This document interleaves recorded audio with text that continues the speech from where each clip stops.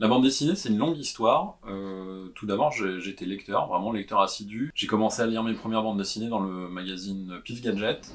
Et c'est là que j'ai découvert la série Léonard, notamment, de Turc et de Grotte, qui me fascinait parce que je trouvais que le dessin était non seulement parfait, je trouvais que c'était impossible de faire un dessin aussi parfait, c'était pas humain, quoi.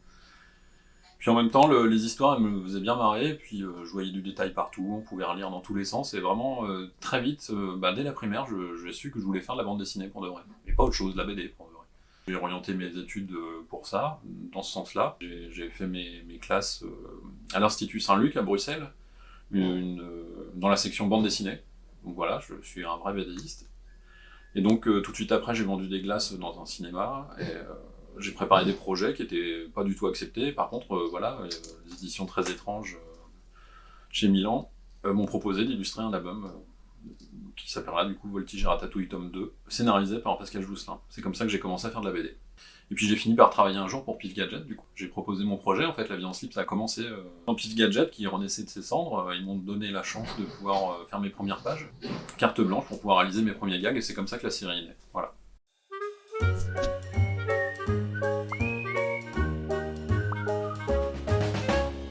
Le scénariste Aurélien Ducoudray a vu mes travaux, les pages d'Inoxydable, il a été séduit par mes robots et du coup il a commencé à m'écrire un road movie avec des robots parce qu'il adorait mes robots dans Inoxydable. C'est comme ça que le projet a vu le jour. Puis c'était juste au moment où il allait être papa, donc il a vraiment mêlé ses préoccupations du moment de paternité. Voilà. On l'a démarché à droite à gauche et puis c'est Ankama qui s'est présenté, qui avait l'air le plus intéressé. Donc on l'a signé très vite et puis j'ai fait les 3 tomes quasiment d'affilée.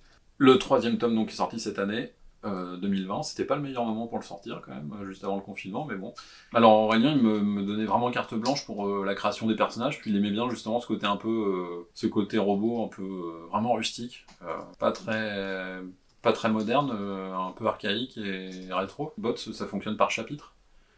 Et à chaque fois, on passe d'un endroit à un autre, parfois on se permet des digressions, on va dans le futur, on parle de ce qui s'est passé avant, ainsi de suite, et ça permet justement de déstabiliser un peu le lecteur, et moi j'aimais bien aussi découvrir à chaque fois que je recevais un chapitre, où on allait arriver, et ça c'était assez chouette. Par contre ça demandait beaucoup de travail, parce que forcément si on change d'endroit, si on crée de nouveaux personnages, à chaque chapitre, forcément il faut que je fasse des recherches en fonction de à quoi va ressembler ce robot, parce que forcément c'est très important de voir qu'il ait une apparence en fonction de sa fonction justement, mais en général j'avais quand même j'avais vraiment carte blanche encore une fois. Il y a aussi un gros travail de création de l'univers, parce que pour le faire vivre il faut créer des fausses pubs, il faut créer toute une mythologie autour de ça pour que ce soit vivant, et justement les lecteurs, ce sont les retours qu'on avait le plus souvent, ils trouvaient que l'univers était assez riche, et en fouillant à nouveau dans les pages, en fait, ils trouvaient des petits détails cachés à droite à gauche, et ça, demande beaucoup de travail, mais en même temps, c'est assez gratifiant parce que le lecteur, il trouve son compte.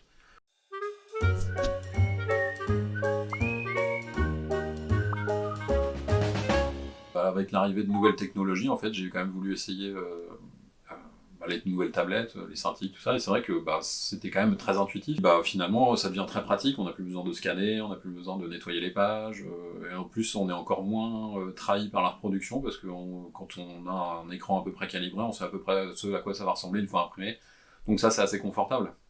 Et même, on peut travailler avec très peu de matériel, un peu n'importe où, donc ça, c'est aussi un avantage. Oui. Le prochain projet, donc Billy Bang Bang,